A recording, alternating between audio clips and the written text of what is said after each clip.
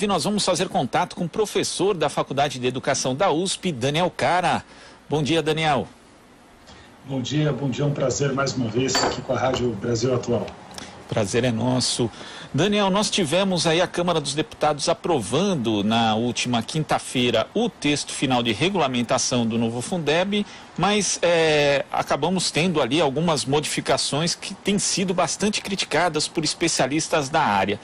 O segundo aqui, a Campanha Nacional do Direito à Educação, inclusive, há 3 erros que não podem ser aceitos na regulamentação do novo Fundeb. Eu queria que você começasse por aí falando a respeito desses 3 grandes erros, Daniel.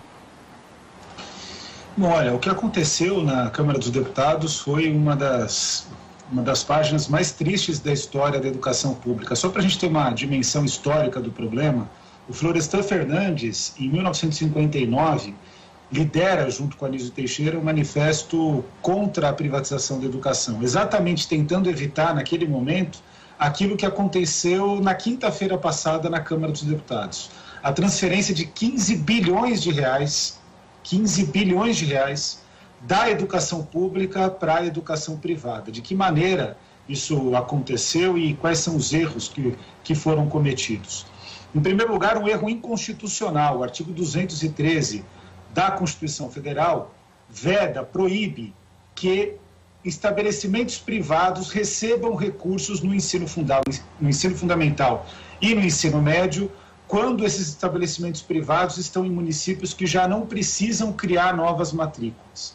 Curiosamente, a Câmara dos Deputados, orientada por Rodrigo Maia e também por Jair Messias Bolsonaro, aprova essa transferência para estabelecimentos confessionais e filantrópicos que se localizam essencialmente em grandes capitais, onde não tem necessidade de matrícula. Se for no interior do Brasil, nas regiões mais remotas, isso até pode ser realizado, desde que o poder público esgote todas as possibilidades de garantia de matrícula pública. O segundo erro cometido foi a permissão de contabilizar duplamente a matrícula, ou seja, a criança estuda na escola pública e depois ela estuda novamente. É uma proposta de educação integral que, na prática, vai fazer com que as crianças saiam da escola pública e ingressem no contraturno em projetos não educacionais ou, então, projetos educacionais, mas liderados por igrejas que são parte essencial da base, né, da base de sustentação do Jair Messias Bolsonaro. O terceiro grande problema é que se transferiu aí uma enormidade de recursos para o Sistema S, que já conta com 21 bilhões de reais de dinheiro público e que não tem nenhuma auditoria. Eu sou contra o Sistema S? Não, mas eu acho que o dinheiro público tem que ser auditado, tem que ser acompanhado. O Sistema S tem uma enormidade de recursos, e aí a gente tem que ver, por exemplo, o pacto da Fiesp, tem que ter estômago para lidar com a postura de algumas entidades do Sistema S que atuam contra o povo, né, na prática, politicamente, ofertam muitas vezes, por conta de uma boa capacidade técnica, bons serviços, mas a gente não sabe o que acontece com 21 bilhões de reais. E agora eles vão receber mais recursos. Existe uma previsão de que em 3 anos eles podem ganhar mais 7 bilhões de reais. Ou seja, foi feita uma farra com dinheiro público na Câmara dos Deputados e agora cabe ao Senado Federal resolver esse problema.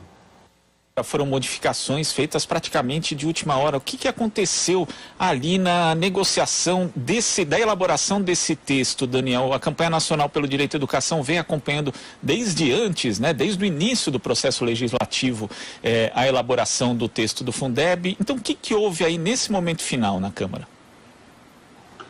Olha, é preciso colocar as coisas de forma totalmente transparente, né?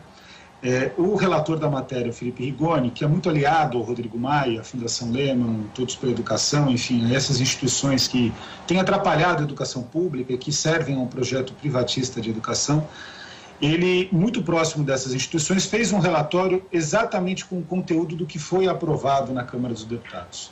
A oposição, com poder de obstrução, que é o único poder que a oposição tem, pelo tamanho que ela tem hoje na Câmara dos Deputados, com poder de obstrução, ela acordou com Felipe Rigoni que ela abdicaria da obstrução e dos destaques para alterar o texto dele, desde que ele retirasse os instrumentos privatistas mais graves, que foram esses que eu citei, mais algumas outras coisas que eram, de fato, muito preocupantes. O Felipe Rigoni, ele aceita essa ideia, né? Ele aceita ceder no relatório dele, só que ele acorda, junto com a oposição, que ele iria convencer o Rodrigo Maia e os líderes dos demais partidos de que, de fato, não era também eles para fazerem obstrução, ou seja, o texto do acordo teria que ser aprovado por unanimidade. Só que qual que é o problema? A oposição agiu de maneira completamente imatura e atabalhoada, porque faz uma aliança com o Felipe Rigoni, que não tem poder nenhum na Câmara dos Deputados, não é concretamente um deputado relevante, não é ninguém ali no jogo real da Câmara dos Deputados, faz um acordo com o Felipe Rigoni, não checa com o Rodrigo Maia e nem com os líderes dos partidos do governo e dos partidos vinculados ao Rodrigo Maia. Resultado, Partido Novo, PSL, PSDB, Cidadania, parte do PSD, enfim, vários partidos ali que compõem o centro e a direita acabaram destruindo o texto do Fundeb, entregando 15 bilhões das escolas públicas que já precisam de dinheiro e que não têm dinheiro suficiente, mesmo com a aprovação do novo Fundeb na emenda à Constituição, foi uma grande vitória, mas eles desfiguraram essa vitória e transferiram 15 bilhões para o setor privado. É um impacto avassalador, é algo vergonhoso. A oposição também agiu de maneira imatura, atabalhoada, colocou parlamentares sem experiência também para fazer a negociação da matéria. Os grandes líderes da oposição não atuaram, também são corresponsáveis, ou seja, concretamente, a educação pública saiu derrotada, os parlamentares da oposição, pela maneira como eles agiram, saíram derrotados, mas são corresponsáveis, vitoriosos mesmo, só o setor privado da educação, Rodrigo Maia e Jair Messias Bolsonaro. Agora houve essa derrota, mas existe ainda a votação no Senado. Qual a perspectiva para aí, Daniel? Olha, no Senado, a gente orientava, é importante frisar essa questão, a gente orientava que não fosse votada a urgência da matéria para que a gente tivesse tempo de negociar com o Rodrigo Maia e com os líderes. Mais uma vez, a oposição na Câmara dos Deputados falhou. Por quê? Porque se não for aprovado o Fundeb, ele vai vir por medida provisória. O texto que foi aprovado na Câmara dos Deputados é difícil piorar, nem o Bolsonaro consegue piorar. Então, qual que é a questão? Algumas entidades, como a CNTE, pedem para que o Senado não tramite a matéria, para que isso entre por medida provisória. Entrando por medida provisória, a gente tem mais 120 dias para debater. E fica tudo protegido, porque aí o recurso, como é medida provisória, o recurso já pode começar sendo distribuído, estados e municípios vão ficar mais seguros, ou seja, resolve o problema. Então, a CNTE, a Confederação Nacional dos Trabalhadores em Educação, trabalha dessa maneira. A Campanha Nacional pelo Direito à Educação ainda exige que o Senado Federal altere o texto da medida provisória, corrigindo o texto em nome do acordo que foi firmado com o Felipe Rigoni, que ele não cumpriu e que a oposição não soube cobrar garantias para a realização desse acordo. Então, existem essas duas possibilidades, está na mão do Senado Federal, como você bem colocou.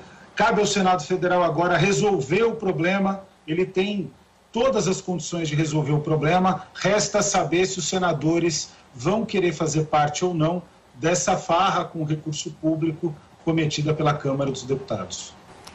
Daniel, queria que você falasse a respeito de como as pessoas podem se engajar na luta pela manutenção do Fundeb, do caráter público do Fundeb. Hoje tem tuitaço, logo mais às 10 horas, tem também algumas formas de pressionar os senadores. Eu queria que você desse orientações para as pessoas, para que elas possam também participar dessa luta. Excelente. Olha, nós temos um kit de mobilização que está no site da Campanha Nacional pelo Direito à Educação. É um kit que dá os endereços de todos os senadores, todas as formas de pressão aos senadores. Nós também estamos organizando reuniões com os senadores, audiências com os senadores à distância por conta da pandemia, mas pressionando esses senadores a tomarem decisões coerentes com o direito à educação, com o direito à educação pública. Daqui a algumas horas, aí 10 horas da manhã, que é quando os senadores, de fato, vamos ser sinceros também, de segunda-feira, quando eles de fato começam a trabalhar, quando eles acordam e já estão prontos ali para serem pressionados, às 10 horas da manhã, a gente vai liderar um processo muito forte via Twitter de pressão aos senadores, marcando os senadores. Agora, todas essas ferramentas, elas estão no site da Campanha Nacional pelo Direito à Educação, no nosso kit de mobilização, também nas nossas redes sociais, na conta do Facebook, na conta do Instagram, na conta do Twitter.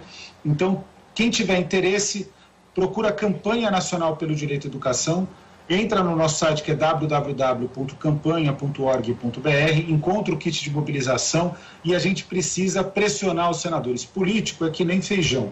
Só vai na panela de pressão, só acerta na panela de pressão. Então, agora é hora de pressionar, é hora de fazer valer o nosso direito de cidadania. Tá certo, Daniel. Queria agradecer a sua participação aqui no Jornal Brasil Atual e até a próxima. Até a próxima, é um prazer. Parabéns pelo trabalho de vocês. Igualmente, conversamos aqui com o professor da Faculdade de Educação da USP, Daniel Cara.